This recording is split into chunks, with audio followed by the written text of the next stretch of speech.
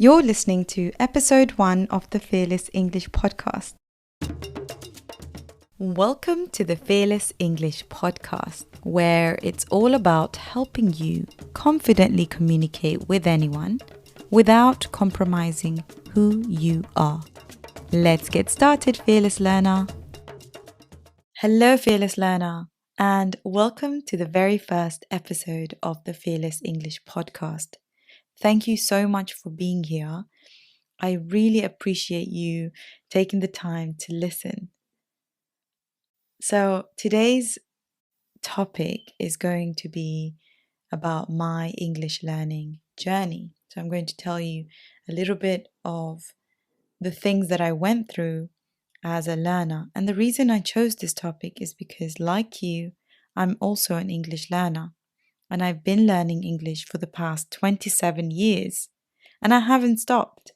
So I want to, first of all, get that misconception out of the way. Many students ask me, how long did it take you to learn English? It's a lifelong thing. I still check the meaning of words. I still make mistakes when I write a word. I still make grammar mistakes when I'm speaking. So it is a continuous thing. And I want you to know that it's this whole journey. There's ups and downs. Sometimes you're going to feel frustrated. Sometimes you're going to feel like giving up.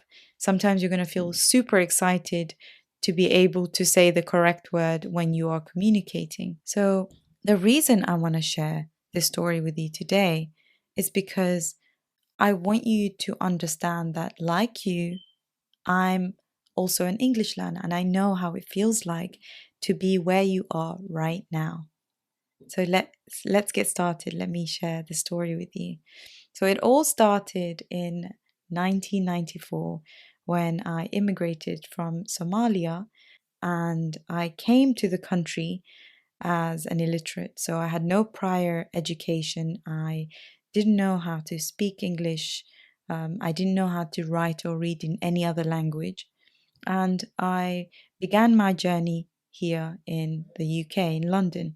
Now, I remember my first day in school learning about where I was supposed to be. I got introduced to the class. The teacher told me to sit right at the back, and I was just fascinated by everything. I was fascinated that there were other students there. I didn't really understand what was going on, but I was happy to be there.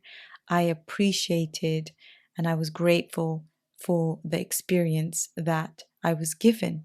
So, just to share how basic my English was, I remember when I was in the living room just before I went to school, and my sister was like, I want you to know that there are two ways to say no, right?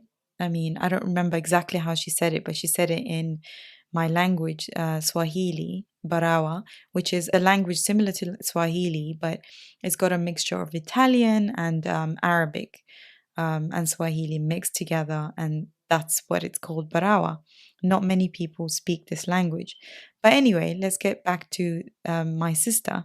And she said, I want you to know that if you want to say no, for a female, you say now. And for males, you say no.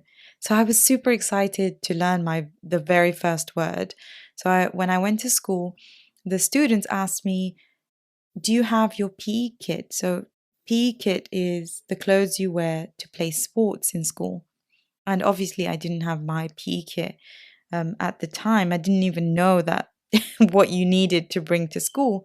And so when they said that to me, I said, now, because they were pointing at the PE kit, and I said, now. And they were looking at me and they said, do you have your PE kit now? Yes, do you have it now?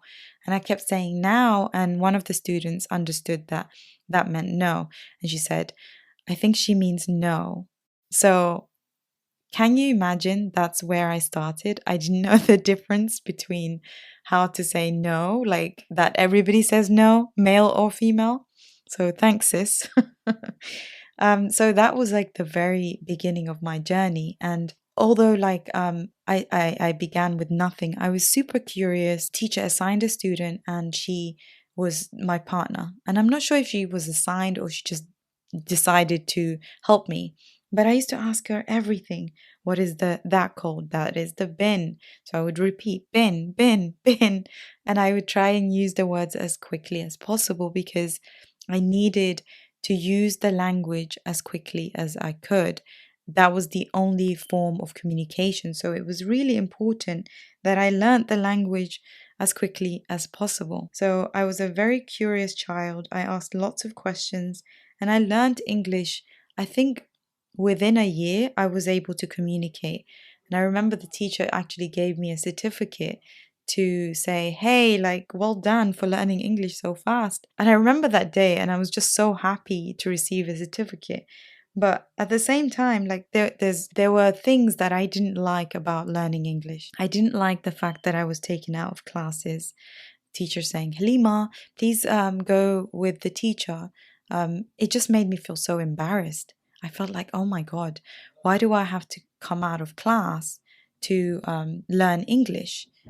This is something that, made me feel inadequate. I felt different.